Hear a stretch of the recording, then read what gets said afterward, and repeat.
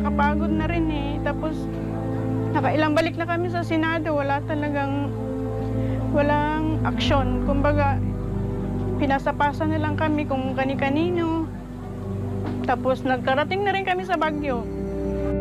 Nananawagan po ako na sana po maibalik sa amin ng mga biktima na aming pinaghihirapan na pinag-iipunan doon na maipadala sa aming pamilya.